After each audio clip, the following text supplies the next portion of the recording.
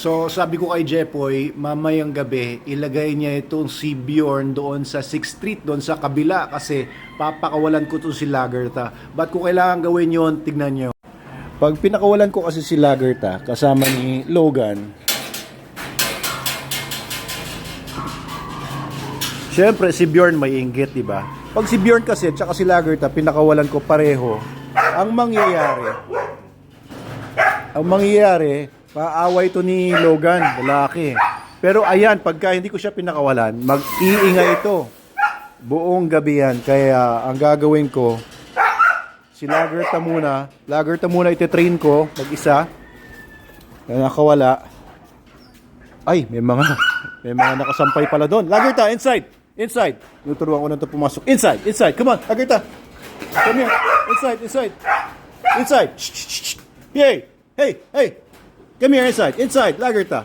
Come here. Inside. Hey, shh. Come here. Good girl. Lagerta, here. Inside.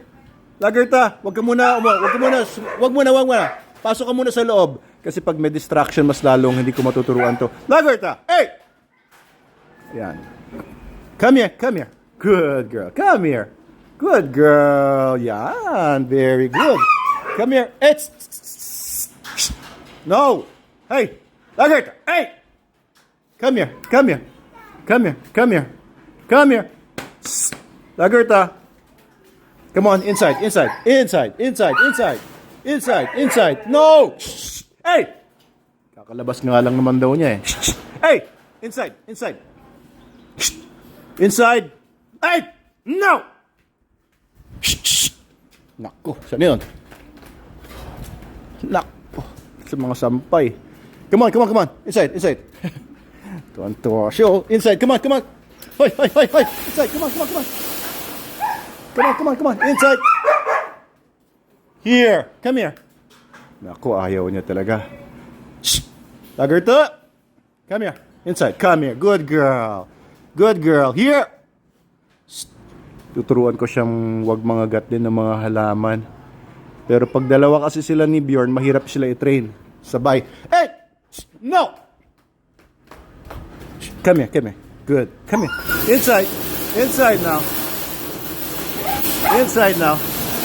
Nako, yan ang ugali niya. Nag-iingay. Yan ang gusto niya. Nag-iingay siya. Come here. Inside.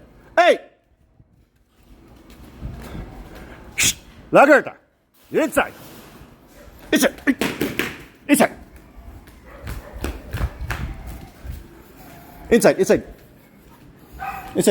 dun. Shh. Inside.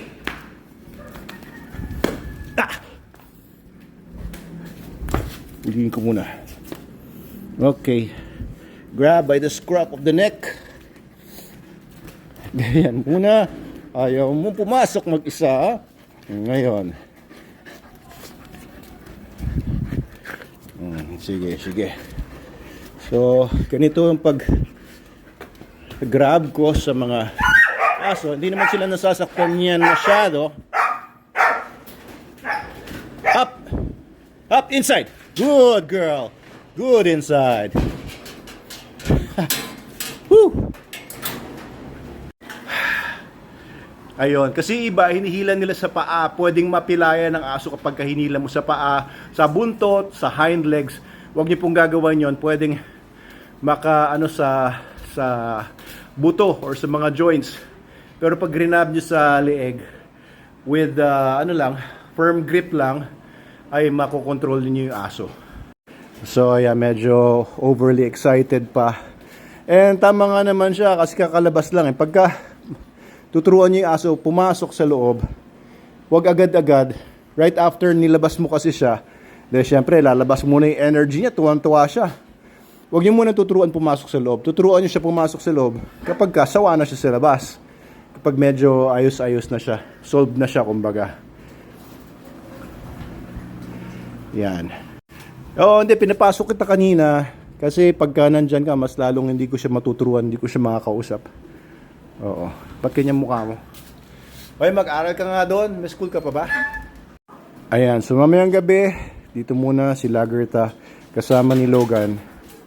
At sila muna ang magsasama. Si Bjorn kailangan ko alisin kasi mag-iingay talaga to. Okay?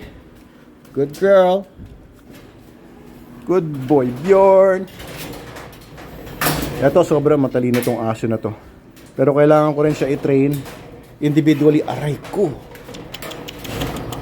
Individual ang training ito. Alam nyo, kasing halos humahabol na sila sa size ni Logan. Malalaking aso sila. 6 months old pa lang. 6 months old. Meron pa silang 2 or 3 mga kapatid na nandun sa site. Pwede po namin silang ipamigay sa Super Dog Factory program namin.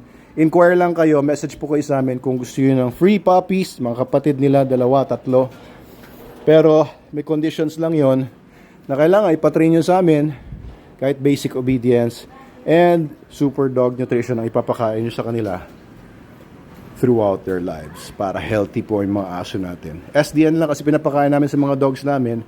Gusto namin SDN din ipapakain nyo sa mga dogs ninyo para healthy kasi ayaw namin ipapakain nyo sa mga aso yung mga low quality. Ayan lang.